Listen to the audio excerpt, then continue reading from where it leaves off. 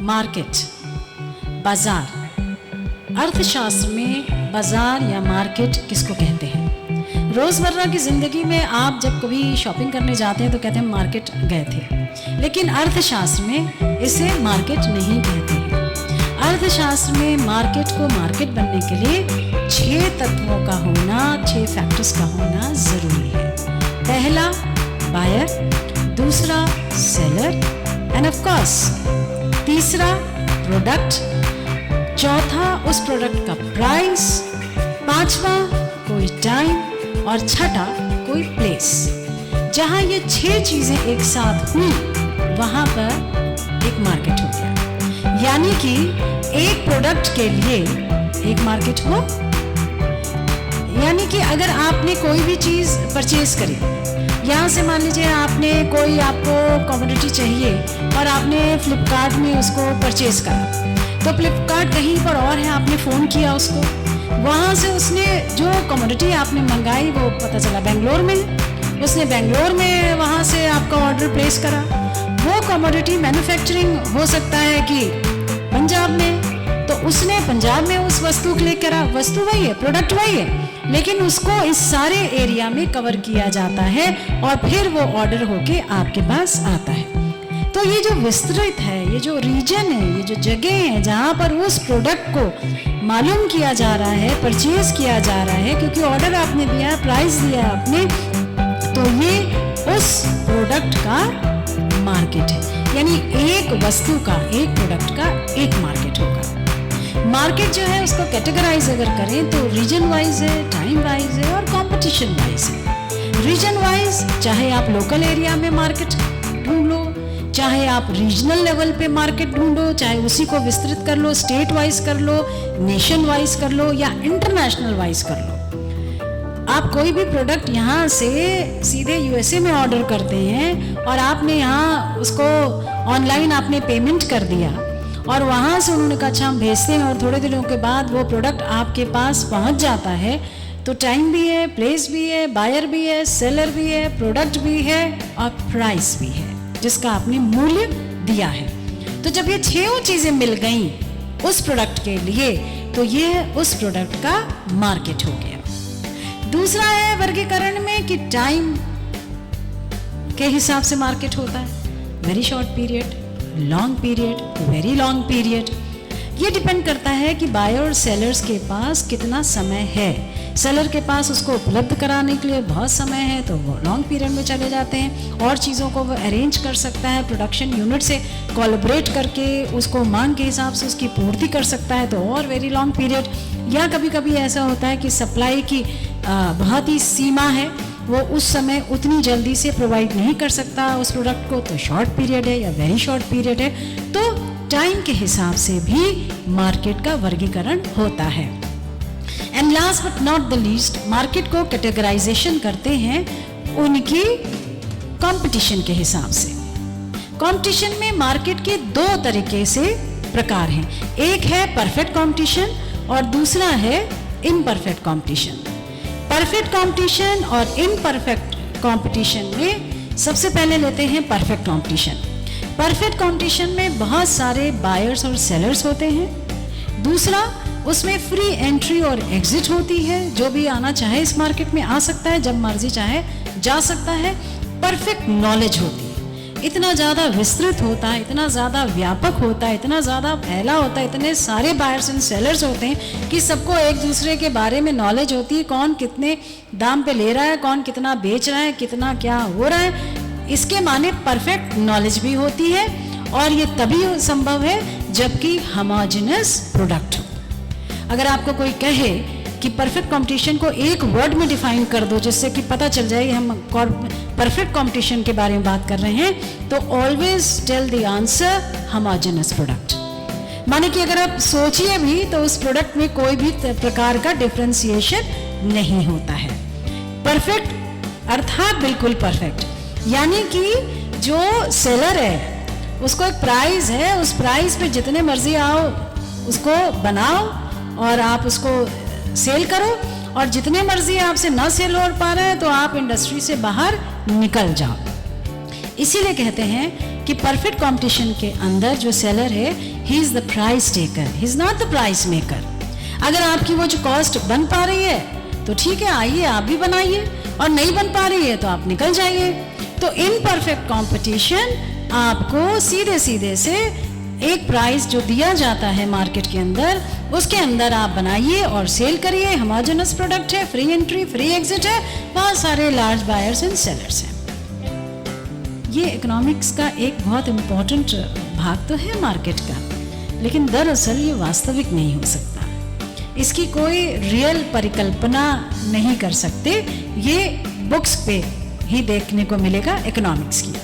वैसे भी अगर आपको इसका विस्तृत रूप से जानकारी करना है तो मेरी किताबें हैं, उसको आप देखिए, और उसमें आपको बहुत exact price determination in perfect competition, उसके साथ ही आपको इनके सारे का डिटेल से वर्गीकरण और उसके बारे में ज़रूर उसमें पता चलेगा।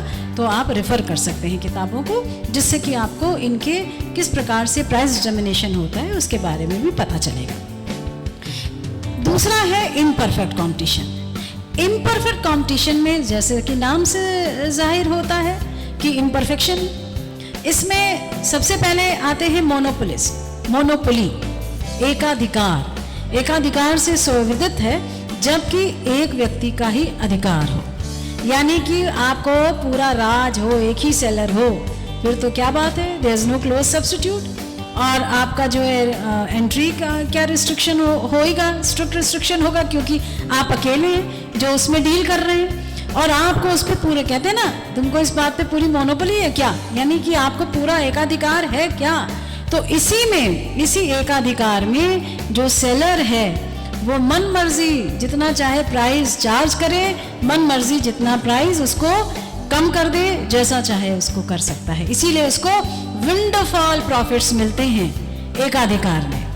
एकाधिकार में एक तरफ विंडफॉल प्रॉफिट मिलते हैं तो विंडफॉल उसके लॉसेस भी होते हैं, रिस्क भी उतना है, लेकिन ये सारा काम होता है मोनोपोली में, क्योंकि मोनोपोली में ही उसको ये अधिकार है कि कौन सा प्राइस वो किससे कितना चार्ज करे, उसको पूरे राइट्स होते हैं। और इसीलिए हम मोनोपोली में ही प्राइस डिस्क्रिमिनेशन पढ़ते हैं।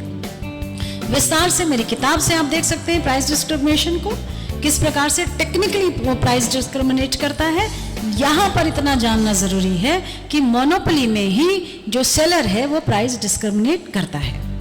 अब एक व्यक्ति है मोनोपोली, जब दो हो जाएंगे तो ड्यूओपोली, तो थोड़ा सा जो पावर है वो 50-50% आपका बढ़ जाएगा, लेकिन तब भी आपके पास काफ़ी राइट्स होते हैं, पावर होती हैं अपनी वस्तुओं को बेचने में। इससे थोड़ा सा जब और when there are few sellers, तब क्या बन जाते हैं, कार्टेल्स।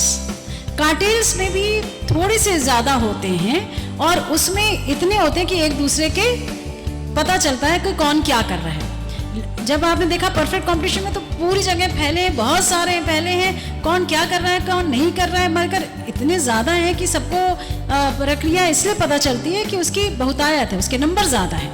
लेकिन कार्टेल के जो सेलर्स हैं वो एक दूसरे की गतिविधि को ध्यान में रखते हैं और एक दूसरे से प्रभावित होते हैं, और उसमें एंट्री एग्जिट इतना आराम से नहीं हो सकता है, क्योंकि उसके एंट्री और एग्जिट में भी बहुत सारे प्रॉब्लम्स आती हैं, बहुत सारे रिस्ट्रिक्शंस होते हैं। फॉर एग्जांपल मान लीजिए पेट्रोल है, अब पेट्रोल में हर कोई नहीं आ सकता, उसके अपने प्रोसीजर्स हैं, अपने लॉज हैं, अपने तरीके हैं, लेकिन जो आ जाता है फिर वो उस कार्टेल का भाग होता है।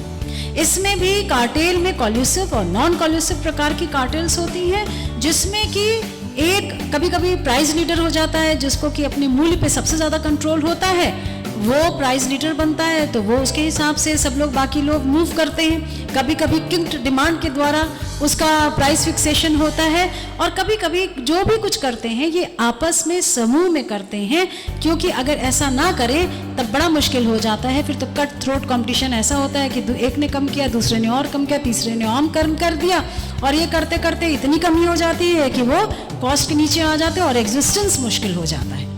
तो कार्टेल एक छोटा समूह है जहां पर एक दूसरे के कौन क्या कर रहा है इसके माध्यम से, ग्रुप के माध्यम से, कार्टेल्स के माध्यम से वे अपनी मार्केट को चलाते हैं। और इससे ज़्यादा, थोड़ा सा ज़्यादा अगर और ज़्यादा तादाद में बायर्स और सेलर्स हो जाते हैं, then it is a monopolistic competition.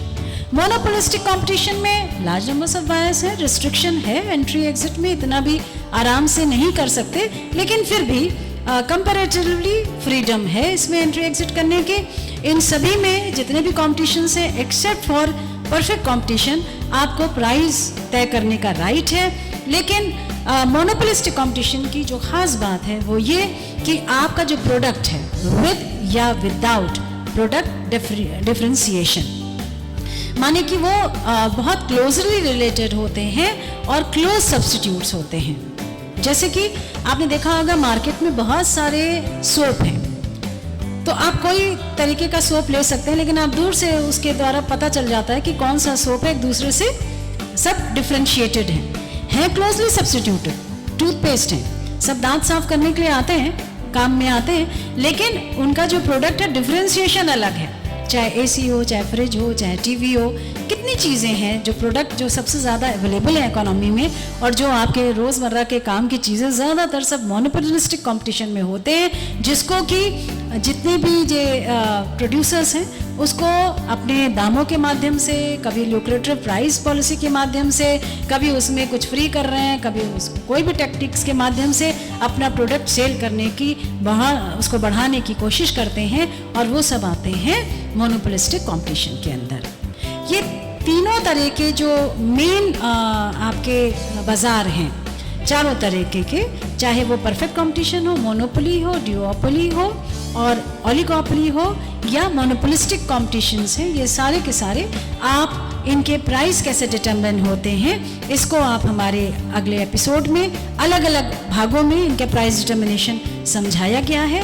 और उसको और अच्छी तरह समझने के लिए आप हमारी किताबों को रेफ़र कर सकते हैं, जिसके माध्यम से आपको ये सारे कंसेप्ट बहुत क्लियर हो जाएंगे। माइक्रो इकोनॉमिक्स वो इम्पॉर्टेंट सब्जेक्ट है जो कि आपके कॉम्पिटिशन्स के लिए, आपके प्रोफेशनल कॉम्पिटिशन्स के लिए, और वैसे भी आपकी ज़िंदगी में, आपकी इकोनॉमी में क्या हो रहा है, इर्द गिर्द कैसे प्राइस डिटरमिन होता है, आपकी अपनी जानकारी के लिए अति आवश्यक सब्जेक्ट है।